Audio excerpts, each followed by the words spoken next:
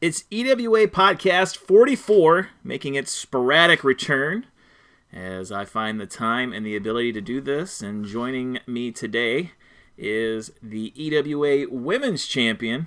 So sit back and enjoy this, what should be the best podcast I've ever produced. No pressure. No pressure on you, Chelsea. Of course, this podcast brought to you by Birthday Cake Flavored Kit Kat. Trying to get a sponsorship here, go along with it. Birthday flavored, not birthday flavored. I don't know what your birthday tastes like, but birthday cake flavored Kit Kat. They got the little sprinkles in there. Look, I got it on the screen. Yeah, where can I get my finger? Right here. There you go. Birthday Kit Kat, sponsor the EWA podcast. Thank you, Chelsea, joining us here. Chelsea, thank you for joining us here on the EWA podcast today.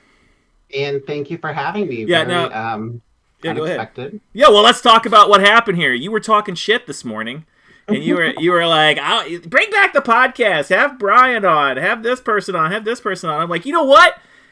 You want to talk shit? Like, we'll do it right now. I'll go live right now. And you were like, no. Yeah, but then I think I finally talked you into it. But yeah, you did. So the EWA podcast, for those of you who are first-time listeners, obviously not like the Hash Pipe Report or anything like that, not a pay-per-view roundup or storyline roundup. This is kind of where I talk to the writers and just get a grip on their writing process, their history in the EWA, how they found us, and everything in between. So jumping right into that, Chelsea, this is not your first stint within the EWA, correct? And I've done a little bit of research on your current stint, but talk about your time that you were in the EWA before coming back. What was it, last April or so? Yeah, last April is when I came back. So my first time was 2016. I hadn't done any kind of role playing in like 10 years at that point. And I was just kind of, I wonder if that's even still a thing. I didn't know if people were still doing it. So I just Googled eFeds. And I think I don't know if I found the site directly, if it was the top 100 site, but the point is I stumbled upon EWA. And I was like, okay, this place has been around for a long time. It said right at the top, established 2001. And I was like, okay, this place obviously isn't going to close anytime soon, I don't think. It's been around at that point 15 years. So I thought, I'll just look at it. And I looked at it and I was like, wow, there's no women's division. There's no title. There's no women. There's nothing. Oh. And I was like, well, I don't know if I really want to. I forget that's when you arrived, is when there was a real lull in the women's division. And we went a period of time there in the EWA with no women's champion. So that's whenever you came the first time. That was my first time, yeah. And so I was like, you know what, screw it. I was like, maybe I could join as a female character and compete with the men like China did in real life back in the day. Mm-hmm. But you have to be realistic on that too. Like, who are you going to sign up as? You're not going to sign up as like Nikki Bella and want to go up against CM Punk or right. Whoever. So I was like, the only one I can really think of that would be realistic as far as that goes, like with like current people, was Charlotte Flair, because I mean, as far as I'm concerned, I'm biased, but I do think she's like the best female that they have right now. And honestly, I think she's top 10 right now if they have, period, regardless of gender. So I thought that would be the best choice. And I thought maybe, I could try and play into the whole women's revolution thing a little bit. And she was a part of that in the WWE, and maybe spark something there. Who knows? We'll see. So I signed up as her, got accepted. I was surprised I got accepted because I thought maybe they just don't want women characters, period. But and also finding out that I didn't find this out until recently, but Newt hates intergender stuff. So it was a risk for everybody involved. I think for me to even just try to apply and then for him to actually accept me. But it all ended up working out, I think. So. Well, so are you just kind of adverse to playing a male character, or was this something you really wanted to do? I mean, you haven't. I don't think you've had a male character in this second run either. So are you just kind of? I haven't. And the thing is, it's hard for me to try. This sounds weird because like I see all you guys who have picked up female characters, so like you obviously can get into the mind, sort of. It's just really hard for me to get into that mindset, and I try and think of characters of like, okay, who would I enjoy playing? I mean, and I talked to you before about potentially Austin Theory, and that was a whole thing that kind of just didn't work out. I don't know. It's kind of hard for me to get into that mindset. Yeah, that's understandable. It's hard for me to write for a man too, considering I'm barely one myself. But yeah, like I totally understand. I think I went for a long time, without having a character in the women's division until like my eighth or ninth year here, because I too kind of struggled with it, and it's something that I had to really sit down and try and improve on and really push myself. So I mean, you write what you're Right. comfortable with, and you kind of find that groove. So when you had your first foray with the EWA, what led to you leaving or going away the first time? What led to me leaving the first time was just I had a lot of stuff going on in real Yeah, life. I John's an was, asshole. Oh, that's not what you said offline. You said it's because of John. Okay, I guess we're not doing that one. So yeah, I just had a lot of stuff going on in real life, and it was starting to kind of pile up, and it was affecting me negatively, yeah, and I just was not in a headspace where I was able to commit time to it. Yeah, because this is a hobby and yeah. it's something that we use to escape, of course. Um, but you have to be in the mindset and you have to be able to make the time for it. And I was just in a position to do that. And I didn't really realize how much time had passed when I joined back up. I thought it was only like 5 years, which is still a lot, but it was Yeah. it was actually six, not five, and I was like, God, it doesn't feel like that long.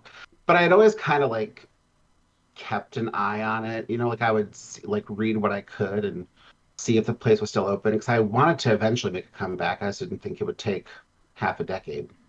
Well, that's it. They all come back eventually. That's what they say about the EWA, right? So it was last April that you decided to make the leap and jump back in.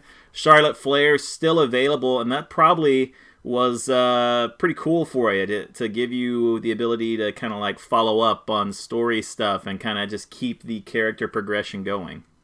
Yeah, it was. Well, the funny thing is, initially I wasn't going to sign up for Charlotte because I wanted.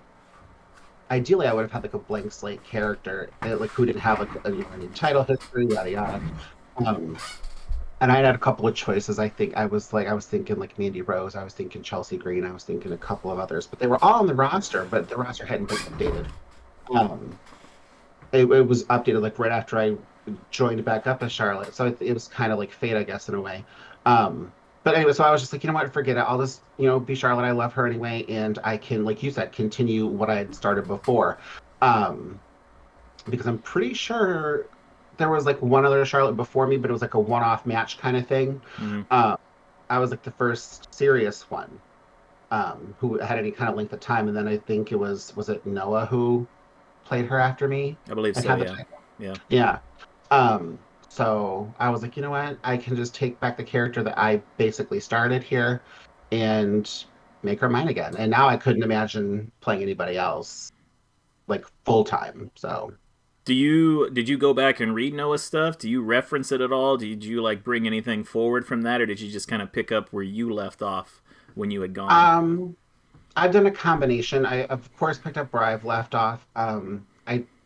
I've tried to read some of his stuff, but the signature he has, it hurts my eyes. Mm-hmm. Uh, it's like this weird. It's Charlotte and Lacey, and I don't know who the guy with the beard is. I don't forgive me, but it's like this weird. If you ever go back to his profile and look, you'll know what I'm talking about. It's horrible. I'm on it. Um, but I've tried to like look at old results and kind Mm-hmm. of see what he had Charlotte doing. Um, I've tried to read as much of the role plays as I can and just ignore his signature banner as best as I could. Um, you know, and just try to incorporate because I don't want to completely ignore it, especially with the fact that he did hold the title with her. Oh, here I'm gonna Um, I'm gonna bring it up on the screen now. This there's the yeah. there's the Oh, signature. It's like a oh, GIF. It awful. just yeah, it gets it Yeah. It's gets just out of focus. yeah. It's too much. So That I just the I bearded man is Luke Harper, who passed away a couple years ago. oh is it, Yeah, that okay, was uh Brody Lee. Yeah, whose son is okay, -1 in okay. AEW and all that. But yeah, Gotcha. Well, to you be didn't fair, I speak didn't. ill. You're fine. You're fine. Yeah, that's true. And honestly, like at that point, like he was not. I wasn't as actively watching WWE at that time when he was around. Yeah. Um, so there's still people. Yeah, I'm rewatching on Peacock, which you can get for only $9.99 a month. Um, anyway, so I try to incorporate things like yeah, I don't know if you read my Super Brawl role plays, but and I think it was my first one. Mm-hmm. I created, like, I read the match that Charlotte was in from 2018 or 2019, and tried to incorporate, like, I read the match and tried to incorporate like a backstage segment. I created a backstage segment for like a flashback type thing. Yeah. And so yeah, I try to do like a combination of my stuff, his stuff, and I don't want to completely ignore what he's done. It's tough. I mean, that's what Bernstein did with Ricky Stark. So I guess you can get. No, he hasn't. He's actually referenced my stuff multiple times. So it's been very nice of him. Since you've come back on April 16th of last year, you've kind of dominated the women's division. A record of 14-3, coming back right before the women's Civil War match. And I think, no, not to discredit Brian and his one and everything, but if you had had a chance to kind of ramp up your story and build a little bit of momentum heading into that, it might have been a different outcome there. But you came in right around then. You had the runner up spot, and then you kind of just took off running from there. You got the women's title in mid June, and just kind of had a stranglehold on it ever since then. Yeah, and that was all very unexpected.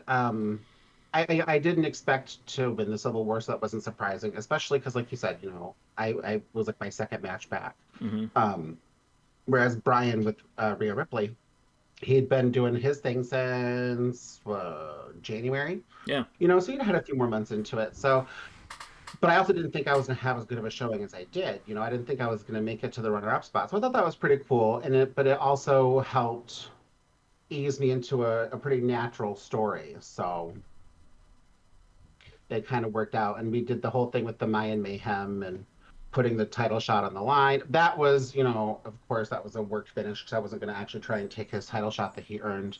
It was just more about the story because at that time, we didn't know where Nat was. She had things going on in her life, and so the women's title wasn't really in the picture. Um, so we were just trying to keep things exciting for the women's division. And then she dropped the title at Mayan Mayhem to Kylie Ray.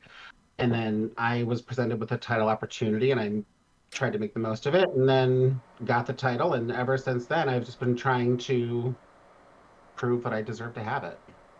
Yeah, you've worked a couple different programs with some people, including Joe, and then you kind of got mixed up in this Doink and Carnival of Horrors type stuff, and then you did some stuff with Oh, Jeff, heading into Super Brawl, where we'll bring that up later on. But yeah, you got in the throes of summer. You worked with Joe. You had the back-to-back matches against Natty Neidhart. Talk about that process and getting your title reign off the ground there. so at that point in time, my cat just jumped up. Sorry. I don't know if you can see her, but Oh anyway, yes. um, so I was presented with two choices of potential feuds. It was Natty Neidhart and Becky Lynch. And Becky Lynch hadn't really been super active. Okay, 1 second. Come on, get down. I mean, I've got 8 of them here, and they stay out of the frame. You got one, and it's Oh, in the I way. actually, yeah, right. No, I actually have seven. Oh, I gotcha. World Jeez. Cat Champion. I have Yeah. your first loss of 2023. You have lost the Cat Championship to Craig. They're probably back here somewhere. Nope, I don't have any cats in frame right now. There's 8 of them in this stupid house, and there ain't a one in frame. Yeah, but it's funny because this is the one who she doesn't really like all the other ones. She's a Yeah, loner, so she's hiding in my office with me right now. And I'm like, really? Of all the times to be coming in yeah, here, okay. So anyway, yeah. Working with Joe. Sorry. yeah, no.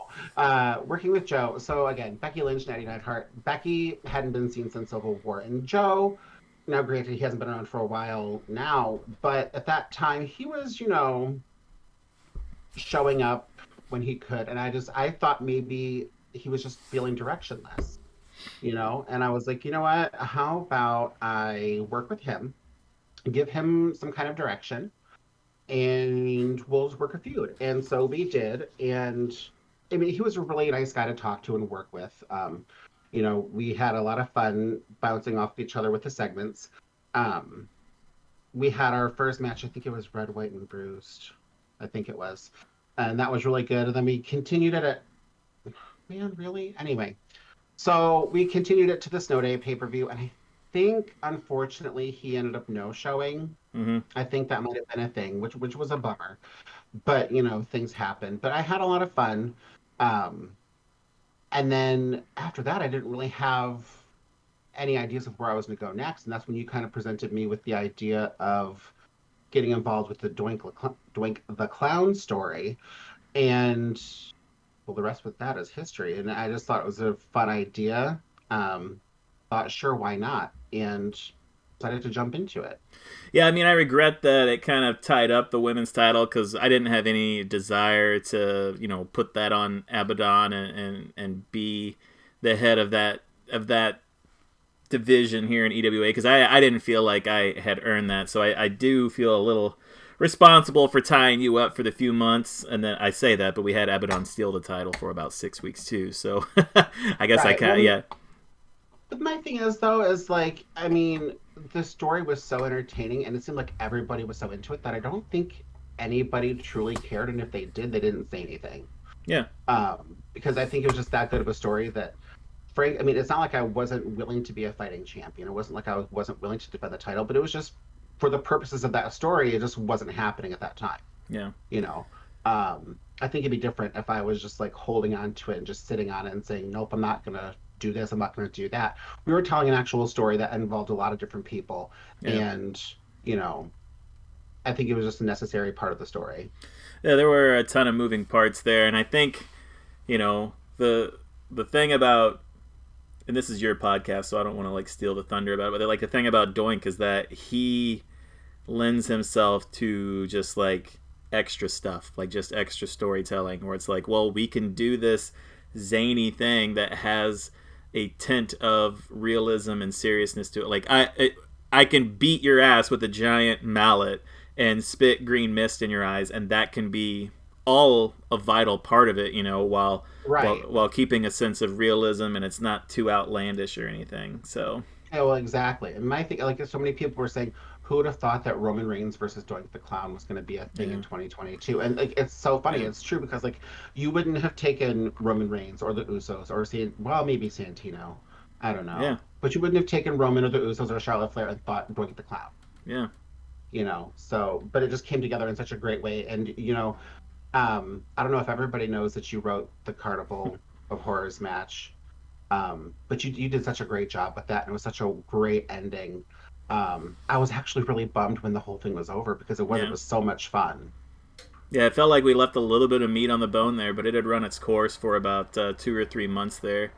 Um, you know, Yeah, I kind of behind the curtain, inside baseball stuff, whatever. Like when that story started, obviously I wanted to bring in Brian with the Usos, and he's someone that I had reached out to when we initially had the idea, and I was like, hey, I have this thing.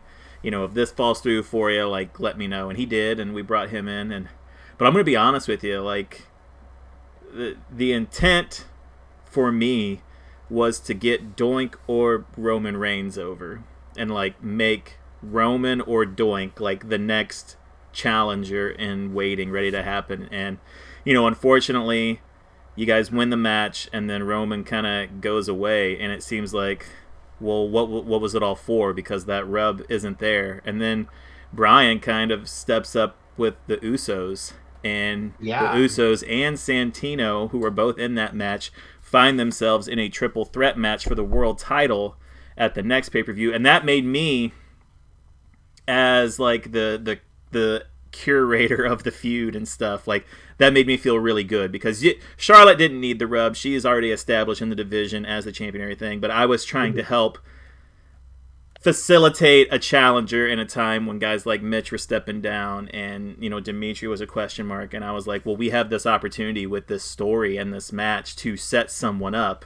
And then when Roman won and went away, I was like, well, shit. And then it was awesome to right. see Santino and the Usos kind of step, because I didn't imagine that, to see those guys step into that role. Yeah, no, I honestly didn't see that coming either. I didn't see Roman just kind of fading Yeah, away with the way he did. yeah, he had been That so was very consistent. Yeah. unfortunate. Yeah. I'm hoping he'll be able to come back at some point and maybe we'll get some sort of backstory, like where did Roman go after Mm-hmm. winning that match, yada yada. I'm hopeful. But yeah, no, Brian really stepped it up. in a big way after. Not that he wasn't doing well beforehand, but Right. like in a bigger way with the Usos and with Sifa. I don't know how you pronounce that. Solo Sokoa. I'm just gonna say that for purposes of I don't know how to pronounce the actual name that he's using, but he really stepped up in a big way with those characters and kind of took them to the next level with that. Yeah. Again, with like you said, with the title shot with the King of the Ring, um, he really just kind of came into his own. I really think he hit a stride with those characters in a way that he had not previously before with the other characters that he'd had. Yeah, I agree. And, there'll be a time when he can come on and kind of talk about his progression there. Because, like I said, Charlotte was going to look good coming out of that match one way or the other. And, it wasn't really going to affect her standing. But it really helped elevate Santino back into that stratosphere and put the Usos there as well. But, of course, Santino winning the championship at King of the Ring. Right. Well, the thing is, too, like you said, Santino, because, and this isn't a knock on John, I think John's incredible, but Santino, after he lost the title, like he had, of course, like he was involved in the King of the Mountain match and everything, but he's still at the same time after that, and I could be wrong, but I personally felt like he was also kind of directionless. Yeah. So him being inserted into that story gave him direction and a purpose, and like you said, it ended up leading to him winning the title. So it did. It worked out. I think it worked out great for everybody, and it also gave you great material for your Super Brawl role plays. Yeah. Because I loved your stuff. Yeah, and it went a different direction than I had initially thought it was going to, but that's because the Super Bowl draft kind of got thrown into a tussle, and this is when we arrive to Super Brawl. The captains are named, and that's you, Brian, and John, and yeah, I don't know. Like, I guess we're gonna get like real inside baseball with some of this stuff here. You guys make your picks, and then it winds up being like in the first 8 people picked, it's like 3 or 4 handlers only. Bernstein has people on each team, and we're trying to figure out how that's gonna work. Brian is a captain, but he's got people on your team at the same time, and we're just kind of behind the scenes. I think people were looking around, going, "Is this the best?" That is this right? Should we keep going with this? And yeah, it must have been weird for you, this being your first one, really, to kind of experience it this way. Oh yeah, it was very. Oh, gosh, I remember that day because I had a vague idea of like, okay, I want to draft this person, and I reached out to you. I didn't know what they're doing stuff, of course, but I had talked to you about Logan Paul. Like, yeah, I want to set this up. I'm like, okay. So I had that in my mind, and I was like, okay, I know I want to probably maybe draft. I knew I wanted to draft the Usos. Like, to me, I just felt like that made storyline sense, even though Solo Sikoa was a captain at the time. I couldn't imagine Jimmy and Charlotte competing against each other. That just didn't seem like that would be a thing. Whereas he might be more willing to compete against his brother. Yeah. Anyway, so I was like, well, I know Craig's not interested, but maybe I can draft Team Taz, or figure that out. So John gets to go first, and I think Hobbs was the first person he drafted, and I was like, oh my god, like, because that's who I was gonna draft. Right. I'm like, all right, okay, cool. So there's my first one right out the door. So then I got to go, and I was like, all right, I'm taking the Usos, I want them, and then I don't remember who Brian drafted first. But then I also had reached out to Corey about maybe drafting Darby Allin. He was like, no, I kind of want to sit Super Brawl out. I'm like, oh, okay. And then we come back to John. And he drafted Brian took the Vegas connection. He took the Vegas connection. Okay. Yeah. Okay. And then I Ricky think Starks. It was right after that, John. He used his royal decree, and didn't he take Ricky Starks? Yeah, that's right. Yeah, so which was my second choice after Hobbs. So I'm like, okay. So then we go back to John, I think. Did we go back to John after that? And that's when he took Logan Paul? Yeah, Wardlow and Paul Rogan. Yes. And I think this is where I can jump in now and say, you initially had reached out to me with interest to take Logan Paul. I had talked to Newt and said, hey, if you need extra people in this match, like Doink can just bring in the Carnival. Doink can bring in Butcher and Blade, Abaddon, and I'll be a team. I'll write a shit ton of role plays. I'll man up if you need it. And he's like, cool. And I was like, okay, I'm going to tell the others that, like, I don't want to be drafted because I don't want to write, like, 25 role plays, you know? Right. And so John actually took Logan Paul without talking to me. Not that he needs to. And that Logan had been active. You know, why wouldn't he be in Super Brawl? But he didn't know about the plan either. And so I tell you, hey, not interested, and then you turn around and see John draft me, and you probably you're like, what the hell? Like, I thought we were friends, and I'm like, hey, he didn't talk to me. Right. Well, that's the thing. It's like I started to feel self-conscious because I reached out to you, I reached out to Corey. You both said no. Yeah. And then Darby ends up as John's alternate, and I'm like, oh my God, like, do these people secretly just hate me? Do they think that, like, they don't want to be associated with, like, you know, your mind just starts to naturally kind of go there, you know? Yeah. But you told me at the time, you were like, he did not ask me, and I was like, okay, you know, I was like, I'm being a little sensitive right now, whatever, I'll just give it the benefit of it out. Yeah, it was just, like I said, and then Hobbs and Starks were taken, but I was like, but I really want Team Taz on my team. Maybe I can finagle something, and I took Hook, and then I don't remember who. I think I took one of the Lee brothers. I don't remember which one. Keith initially.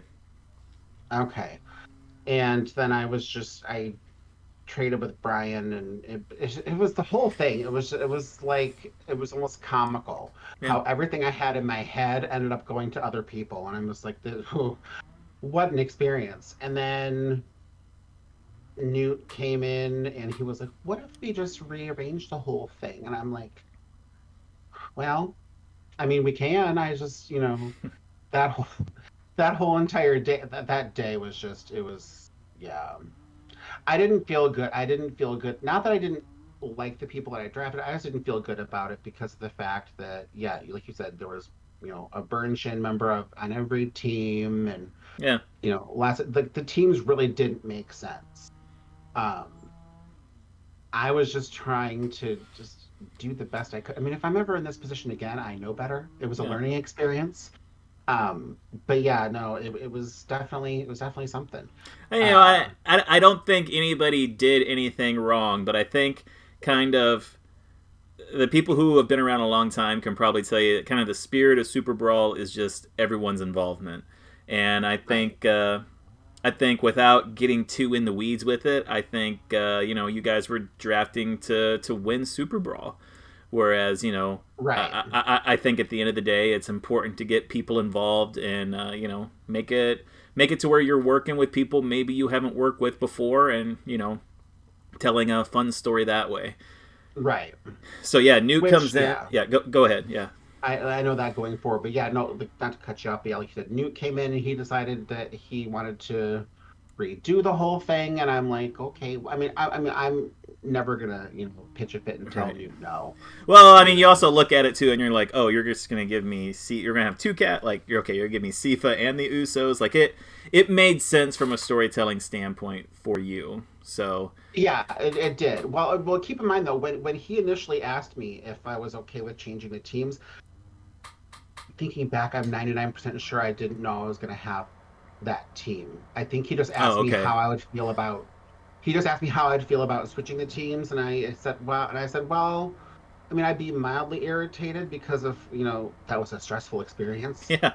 But you know, whatever you want to do, I think it works best. You know, I'm okay with anything. I try to be fairly laid back, and I don't want to give him too much trouble.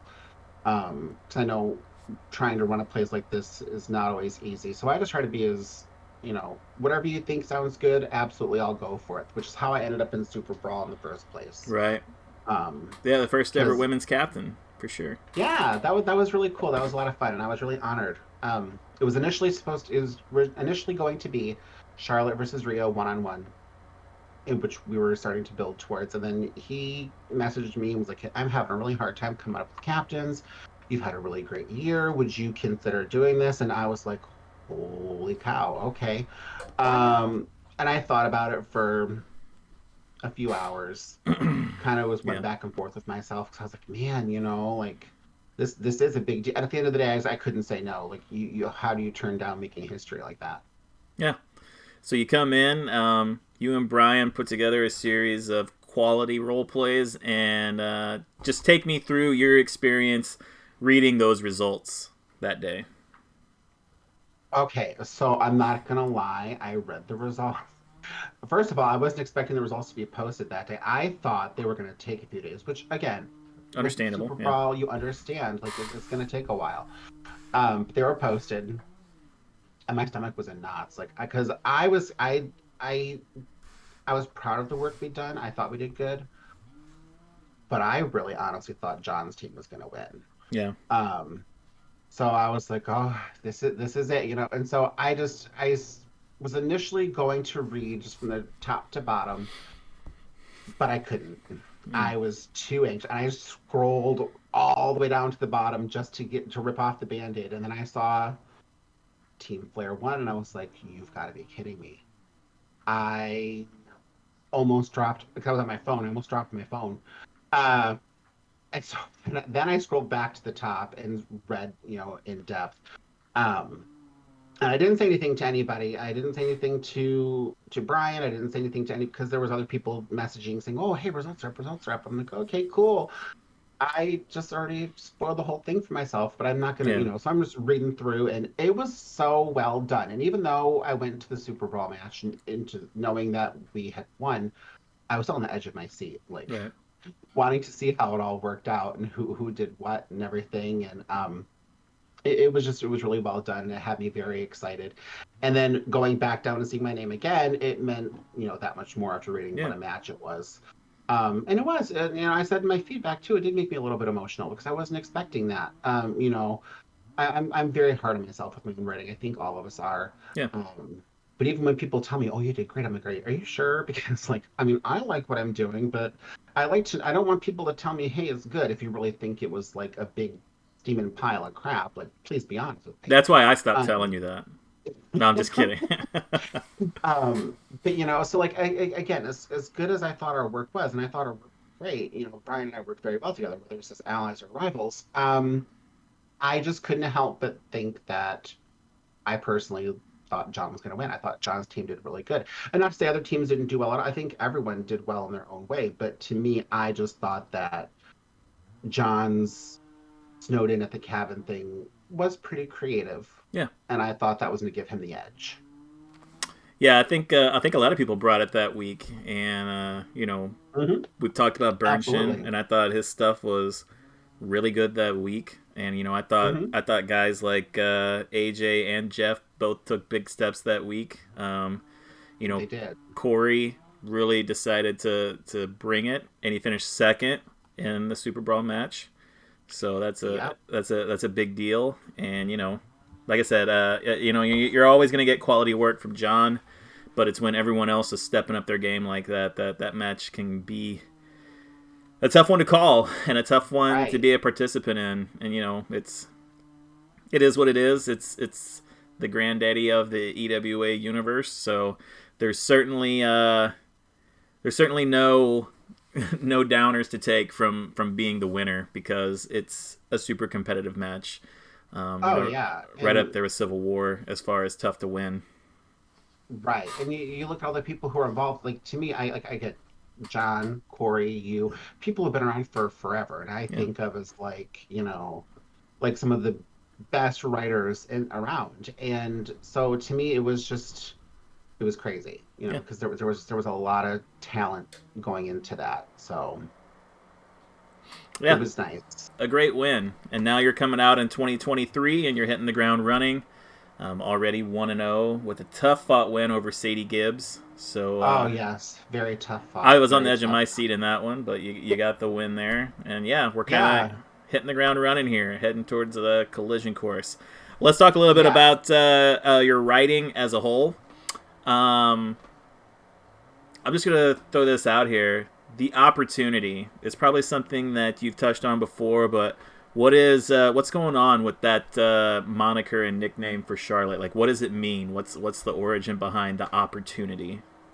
Behind the opportunity, that's such a great question. Well, to me, it's like I've said it before, like in my work. Mm-hmm. Um, she came in 2016 and there wasn't a women's division, and she kind of helped rebuild that with JoJo, and a bunch of other people who kind of floated in and out before I ended up leaving myself. But like they still, like there was a foundation had been laid, and the women who characters who were there kind of took it and ran with it, and now you see the division where it is today. And so in Charlotte's mind, that wouldn't have happened without her. Right. And so these women wouldn't have had all of these opportunities that they've had if it wasn't for her. Yeah. If it wasn't for her, Aaliyah wouldn't be able to say, "Oh, I'm a three-time champion. Oh, I've won this, I've won that." Okay, good for you. But at the end of the day, who is that because of? It's because of me. You're welcome. Not me personally. I'm talking about Charlotte. Let me just clarify. That's Charlotte, the character. The Um, opportunity, Chelsea, the yeah, opportunity. right, right. So that's just kind of where that is. And of course, now there's been a lot more focus on the whole the Queen nickname because she's been on top for so long. Um, and that just, I feel like that sounds so conceited, but I don't mean it like in a bad way. I just mean like, I mean, she's been on top of the division since, like you said, June. So to me, I think logically right now to go with the Queen thing makes a lot more sense. But the opportunity, yeah, it's just about the fact that, in her mind, this is all because of her, Hmm. so.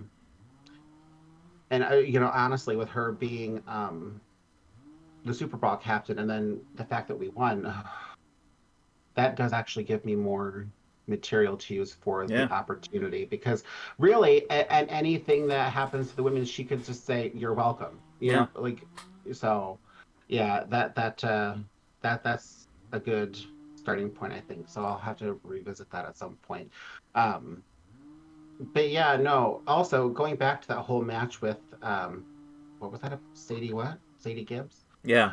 I would just like to clarify, and I think I have told you, the only reason I even did the squash match is because I didn't want to do just yet another in-ring promo or another backstage interview thing. I wanted to just do something different to kind of help further along the whole Charlotte Rhea thing as we build towards that title match. So I was like, you know what? I'll do a squash match, and then we can do like a post-match brawl. I'm a firm believer that if you're going to take a squash match, there should at least be some kind of reason for it. There should be, whether it's to further a story or to like introduce your character, like new people, of course. But like if you're an established character and you're taking a squash match, it should be for a reason. Well, I mean, yeah, you could do that, or I mean, you could have faced Luigi Primo, but I guess that's neither here nor there. Um, uh, so you've been the champion since mid June. You win Super Brawl. What's on your goal list for 2023? I mean, that's such a, we talk about. I feel like it comes up every freaking podcast we do. When you get on top, it's tough to stay on top and to stay motivated and to stay hungry and to adjust your story. But you've done a great job of that. So, what is Yep. there to do in 2023 for you? What to do in 2023 is, John has mentioned it, and I don't know if I've mentioned that to him directly or if he's just kind of picked up on it, but I'm really gunning for Sable's record. Yeah. She's at 345 days. I'm pretty sure I've already done the math, and I think it's May 29th or 30th is when I would take the crown over as longest reigning. So I'm gunning for that, which was not my initial goal when I won the title. My initial goal was to just not have the shortest. It's Uh, like you win and you're like, I want to hold this title for a full calendar year. Yeah, no. right, right. So I was like, I didn't want to have the shortest, which was Trish Stratus. Not my version of Trish Stratus, mind you, but someone had it with her for like 13 days. Um, so I was like, if I can just clear that, I'll be okay. Um, and then after that, my goal was to beat Noah's title reign. I wanted to be the better Charlotte. Yeah. Um, and then I did that. And then after that, I didn't really have a goal for a little bit. And then I was like, I'd like to hit 200 days because that hasn't been done in a while. And Super Brawl, kind of threatened that because that Right. was Yeah. 196 days right there. And I was like, oh, I'm gonna lose and I'm not gonna hit my goal. Like, but it's still, it still wouldn't have been a bad title reign No. had I lost.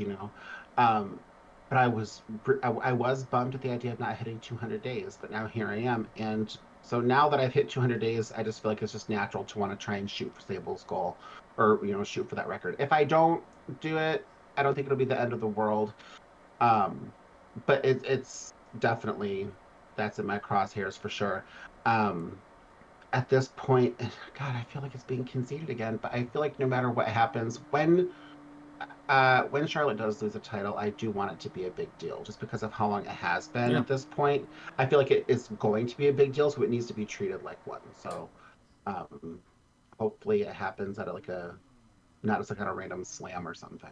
Yeah, I totally understand what you're saying, and I don't think it's conceded. I think we're all there. I think we're all, it's hard to say it outside, or out loud, I guess. Yeah. Long before you and I were here, the EWA was kind of a toxic place where a lot of shit talk happened and a lot of stuff like that was put out there, and people were kind of gunning for each other's throats. We're a much better community now, and we get along, and we support each other, but these matches come up and you want to beat one another, and that's what makes it Oh tough. yeah. Like that again, not about me, but you harken back to Summer Stampede where we had our mixed tag match, and it's like I like you and Roman, but I want to beat Hmm. you, and Right. it's a big deal, and it felt like a big deal because Charlotte only has 3 losses for the whole year, and I'm very proud to have been one of those, and we can just blame Roman for it now that he's gone.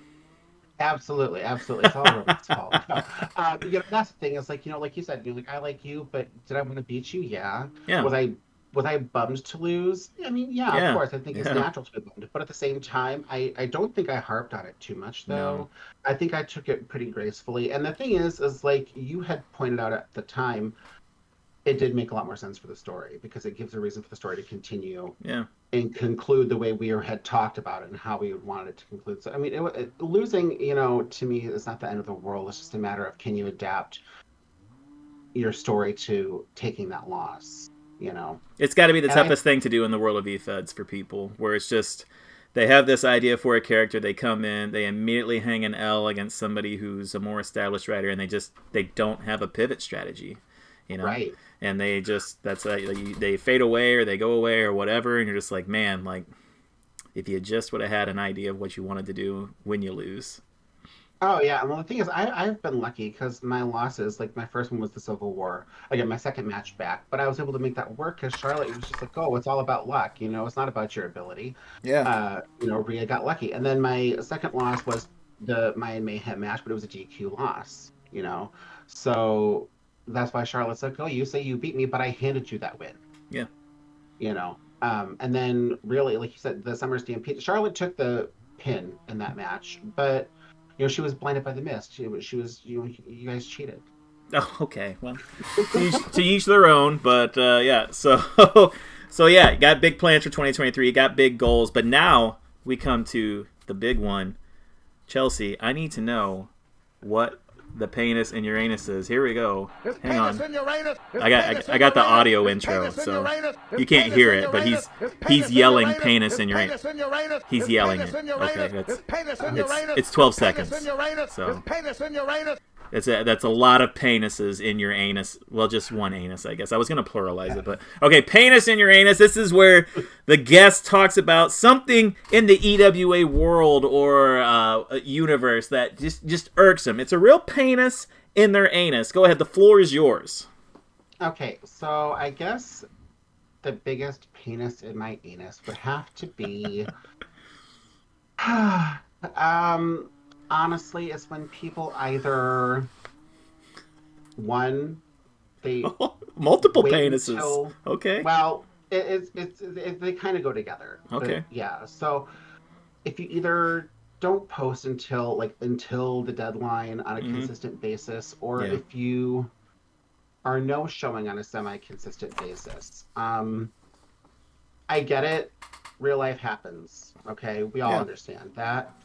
But sometimes I do feel like, and this isn't directed to anybody in particular at all. This is just a general observation. I feel like sometimes that the whole we're so understanding of real life happening, I feel like it gets taken advantage of. Yeah. Um, and I get it. This is a hobby. It's fun. Yeah, that's cool. But at the same time, you still want to try and make time for your hobbies. If you don't think you have the time to commit to it, then don't commit to it. Don't take that match. Don't, take on that story. If you think you're going to have a problem and you're just crunched for time, don't commit to it, because then it leaves the other person kind of hanging. And how would you like that if that was done to you? Um, Especially when it's happening on a fairly consistent basis, you need to kind of reevaluate and think, do I have time for this extracurricular activity? If not, take a step back. You don't have to do it for nearly 6 years like I did, but, Hmm. take a month or two off until your life restabilizes instead of Take a just 6-year constantly. hiatus. I agree. Right, yes. I highly recommend those. They do quite well for the soul, you So know. But yeah, that's just, if you don't have the time for it, just admit that, because again, we'll be a lot more understanding if you say I need to take a minute and step away, as opposed to constantly being frustrated with the no shows or the last minute yeah, stuff. and I think that's understandable too. Like you said, there's always, as nice as a no show, a win against a no show is, where you get the W, and you don't have to stress. You're still putting time and effort into it, so you'd like to. I'm always a fan of competitive matchups. So Oh yeah, absolutely. if we can get role plays out there and it's not a fixed finish or whatever, and we have two people going head to head, like I prefer that over seeing somebody no show and somebody just getting the free win, which I think that's how everyone is too. But I enjoy the competition. That is a main reason why I do this and have been doing it for so long. I'm a competitive person, and Hmm. I love to write. So it's like a combination. I love pro wrestling. I love to write, and I'm competitive. So this is like the perfect outlet for me. And Right. Same here. Again, I was an English major in college. I have a degree in English, so writing's always been my thing. Um, Again, huge pro wrestling fan, and I'm competitive. So it's really the perfect combination of things. It's like the ultimate hobby. Um, so I agree. I mean, every once in a while, you do have the worked finishes to tell a story. I get that. Um, but yeah, it's much better when you have those competitive matches, and it makes that win more gratifying. Because yeah, it's nice to have that win from a no show, but it's also kind of like, okay, well, you know, not very satisfying. And Newt and others, and I've been in the judge's seat myself. We're always going to say that quality over quantity whenever it comes to word count. But I think we all have like that number in our head that we're basically shooting for. And I can tell you this: it's come down a long way than what it used to be, because it used to be the 5 to 6K per role play is what you were shooting for. And now I feel like it's lower. That's great for the judge. That's great for your Right. sanity in writing, and it's just I wonder about, as an aside, the future of e-fetting, because I just can't foresee the 18 to 20-year-old people getting into this shit. And it Yeah. sucks and it's weird, and I don't even know how I found it, and I don't know how they're going to find it if they just don't stumble upon it. And yeah, I don't know. I don't know what the future of e-feds look like. I can tell you that if you take a dip out there in the pool, it is like real wrestler feds are dying a very Oh quick, yeah. a harsh death. Like it's very much a creator wrestler type world, and so I don't know what real wrestler e-feds will look like in the future. I don't know how people are going to find them, but I think that makes it all the more important that the core that's here right now has each other, and we can count on one another in stories and role plays and stuff. Oh, I agree 100%. And as far as the future goes, I think trying to make the most of social media, Yeah, whether it's Twitter, Reddit, yeah, I because like agree. I've looked at that 100 top Yeah, eFed site thing. I still look at it every month when we get reminded to vote, and then I go and look at the website thing, and I'm like, God, these some of these websites are just, they look horrible. yeah. Um, they hurt my eyes. The graphics are like what I remember seeing back in 2002. Um, it's just some of those, and you can tell they're not consistently updated. I don't know how they're on the top site, because some of them aren't consistently updated. But Right. yeah, I'm very curious to see how the future is. But I think, like I said, it's just embracing things like social media and hopefully being able to reach that broader audience, whether it's younger people or finding people who are in our age range who maybe have been away from it for a while and want Yeah. to get back into it. But I agree with you. Having that core group of people is very important. Absolutely. Well, and I think stuff like Discord goes a long way for that too. I don't know, Oh yeah. where I don't know what the roster looks like without Discord for like the last 4 or 5 years. And while it's not for everyone, I think that there are some positives that come out of it. And, hopefully the people who are in Discord that will never see this, but they're in there and they used to be active but aren't anymore, that they decide to come back when they see us talking about stuff. So, yeah, that would be great. It's a strange time for e-feds, but I think it's always kind of been this weird niche hobby. And to know that guys like Tony Khan and the OSW crew used to do that kind of stuff as they were growing up, it kind of makes you wonder, Right. Well, and I think maybe it was Corey. Someone, I think, said they were once in an E-Fed with like the real life Sue Young, and I think it might have been Corey. Yeah. I think so. Yeah, things like that. That's just super cool. Yeah. So you never know. Aaliyah. I think Aaliyah might have used to do this sort of thing in real life too when she was younger. Yeah. You never know. Maybe we've seen people come through our times now, and you never know who's out there. I assume professional wrestlers probably don't have a ton of time to write because I'm way more busier than I am, and I barely have time to do stuff. Well, Chelsea, we'll wind this one down. Is there anything you'd like to say? Anyone's work that you enjoy? Anyone that you're looking forward to seeing their characters in 2023 going forward? Present company excluded. I won't take all the compliments. Well, yeah, you already know I'm excited about what you're going to be doing with Logan. Well, I'm really excited to see, of course, where my own characters go, like my own characters, my group goes. I'm really interested in seeing this Wardlow and Team Taz thing. Yeah. The ending on USA was what it was, but I'm looking forward to seeing how it goes going forward. I think Burns is a great writer, and I think Prey is a good writer in his own right as well, with a lot of potential. And I look forward to seeing him really kind of spread his wings and grow more, both with Wardlow and Tony Storm. Yeah, I agree with that wholeheartedly. There's some people who have come in, and I think we got a chance to see some different people grow. And I think there's some guys who can take the next step. And I'm trying to say this as diplomatically as possible, which is kind of my forte. I think it'll be interesting after everything Corey has said about wanting to take this more seriously and thinks that he's deserving of being at the top, because obviously he's a talented writer, Oh, yeah. Does a ton of writing, and it seems to have a niche of connecting on every character he starts. So he's someone that I've got my eye on. You really can't ever take your eye off John because he's just talented on anything he wants to do whenever he sets his mind to it. So yeah, it could be a fun year if you get these people up and going. I think so too, and I'm glad you brought that up. Yeah, because Corey, he's been swinging really hard the last few matches he's had. So I definitely think, and I don't know why I didn't even think of him off the top of my head. Sorry. Yeah, you're fine. But yeah, no, he definitely will be someone to watch as well. And John is John. That's all. Yeah, we all hate him. We hate him. So. Some more than others, but we all hate him. You probably the most, and me the least. John, he's just the thought of facing him intimidates me. Yeah, and I've had my back and forth with him a lot too, over multiple characters. So the thing I like about facing John is, that he's gonna bring it. Like, there's never a doubt that he's not gonna show. There's never a doubt that his work isn't gonna be quality. So it kind of brings out the top stuff in his opponent too, hopefully, because that's why I like facing people like him, people like yourself. When Roman was here, I was like, okay, like, this guy's really good. Like, I can't just coast on 60% and beat Roman. So right. I love that kind of stuff, and knowing my ability to push myself. So yeah, EWA set up for a great 2023. Hopefully Charlotte can continue her reign of dominance in the women's division and get to that May 29th timeline.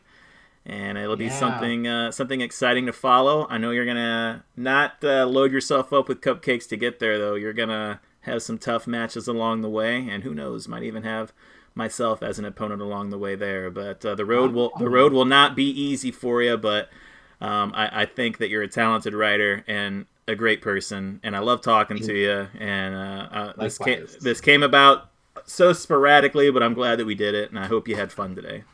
Me too. I had a great time. Actually, it was a great time, and I'm glad I talked that shit to get on here. If anybody else would like to come on to the podcast, please just send me a message and talk some shit. and I'll be happy to set something up for you. Obviously, my time is limited, but I do have some time on the weekends these days to try and get something set up. Want to thank Birthday Cake Flavored Kit Kat sponsoring this podcast. Probably get it taken down on YouTube since I've said it so many times now without their consent, but I had a big old party-sized one before I came on, and I'm all hopped up. That was my lunch today. So birthday cake flavored Kit Kat. Thank you, Chelsea. Thank you. You've been a tremendous guest. Everybody, please leave feedback, and thank you for listening. This has been a presentation of the EWA podcast.